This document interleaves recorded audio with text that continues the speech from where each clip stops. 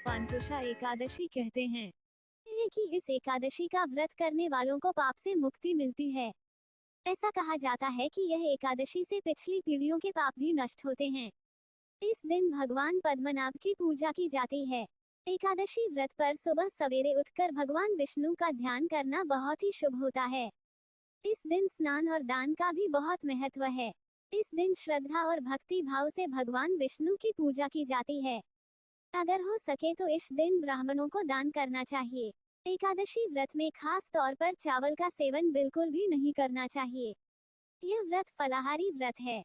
इस व्रत में भगवान विष्णु के सामने व्रत का संकल्प लेकर भगवान विष्णु का जप करना चाहिए। इस दिन दिए दान का भी कई गुना अधिक फल मिलता है। मान्यता है कि इस एकादशी का व्रत करने से तप के समान फल की प्राप्ति होती है।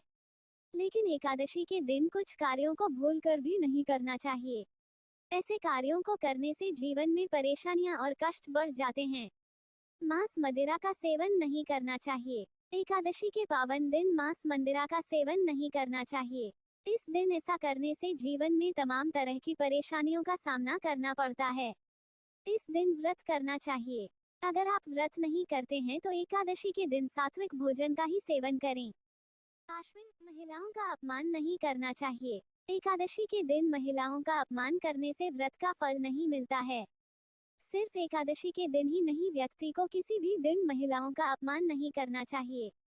जो व्यक्ति महिलाओं का सम्मान नहीं करते हैं उन्हें जीवन में कई तरह की समस्याओं का सामना करना पड़ता है। गुस्सा ना करें। एकादशी का पावन दिन भगवान विष्णु की आराधना का होता है। इस दिन सिर्फ भगवान का गुणगान करना चाहिए। एकादशी के दिन गुस्सा नहीं करना चाहिए और वाद विवाद से दूर रहना चाहिए। एकादशी के दिन शारीरिक संबंध नहीं बनाने चाहिए। इस दिन ब्रह्मचर्य का पालन करना चाहिए। एकादशी के दिन भगवान विष्णु की पूजा करनी चाहिए। इस दिन भगवान विष्णु की पूजा करने से विशेष लाभ की प्राप्ति होती है। धार्मिक मान्यताओं के अनुसार एकादशी के पावन दिन चावल का सेवन नहीं करना चाहिए। ऐसा माना जाता है कि इस दिन चावल का सेवन करने से मनुष्य का जन्म रेंगने वाले जीव की योनि में होता है। इस दिन जो लोग व्रत नहीं रखते हैं उन्हें भी चावल का सेवन नहीं करना चाहिए। पापांकुशा एकादशी है। पूजा करते समय व्रत कथा पढ़नी चाहिए। आइए पढ़ते हैं पापांकुशा एकादशी की व्रत कथा। एक बार धर्मराज युधिष्ठिर ने भगवान श्री कृष्ण से पूछा, हे भगवान, आश्विन शुक्ल एकादशी का क्या नाम है? इसकी कृपा और फल बताएं। भगवान श्री कृष्ण ने कहा, हे युधिष्ठिर, इस एकादशी का नाम पापांकुशा एकादशी है। यह पापों का नाश करती है। इस दिन मनुष्य को विधि पूर्वक भगवान पद्मनाभ की पूजा करनी चाहिए। इस एकादशी का व्रत करने से व्यक्ति को स्वर्ग की प्राप्ति होती है। बहुत दिनों तक की जाने वाली तपस्या का फल भगवान गरुड़ध्वज को नमस्कार करने से व्यक्ति को प्राप्त हो जाता है। अज्ञानवश पाप करने वाला व्यक्ति अगर हरि को नमस्कार करता है तो वह नरक में नहीं जाता है। सभी तीर्थों का पुण्य व्यक्ति को विष्णु के नाम के कीर्तन मात्र से ही प्राप्त हो जाता है। ऐसा करने से व्यक्ति को यम यातना भोगनी नहीं पड़ती है और वो विष्णु जी की शरण में जाता है। जो लोग वैष्णव होकर शिव की और शैव होकर विष्णु की निंदा करते हैं उन्हें नरक प्राप्त होता है। एकादशी व्रत के फल का 16वें हिस्सा भी सहस्रों वाजपेय और अश्वमेध यज्ञों का नहीं है। मान्यता है कि संसार में एकादशी के बराबर कोई पुण्य नहीं है। इसके बराबर पवित्र तीनों लोकों में कुछ भी नहीं।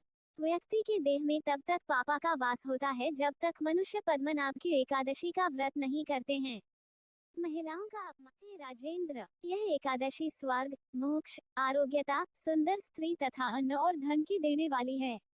गंगा, गया, काशी, कुरुक्षेत्र और पुष्कर एकादशी के व्रत के बराबर पुण्यवान नहीं है। हे युधिष्ठिर, इस व्रत को करने से व्यक्ति की 10 पीढ़ी मातृपक्ष, 10 पीढ़ी पितृपक्ष, 10 पीढ़ी स्त्री पक्ष तथा 10 पीढ़ी मित्र पक्ष का उद्धार हो जाता है। ये सभी दिव्य देह धारण कर चतुर्भुज रूप में पीतांबर पहने और हाथ में माला लिए गरुड़ पर सवार विष्णु लोक को जाते हैं। हे नृपोत्तम, अगर कोई व्यक्ति बाल्यावस्था, युवावस्था और वृद्धावस्था में पापांकुशा एकादशी का व्रत करता है तो मनुष्य के पाप खत्म हो जाते हैं और मनुष्य दुर्गति को प्राप्त न होकर सद्गति को प्राप्त होता है। जो व्यक्ति पापांकुशा एकादशी का व्रत करता है वो विष्णु लोक को प्राप्त होता है। इस दिन सोना, तिल, भूमि, गौ, अन्न, जल, छतरी तथा ज्योति दान करने से मनुष्य यमराज को नहीं देखता। व्यक्ति को अपने सामर्थ्य अनुसार दान करना चाहिए।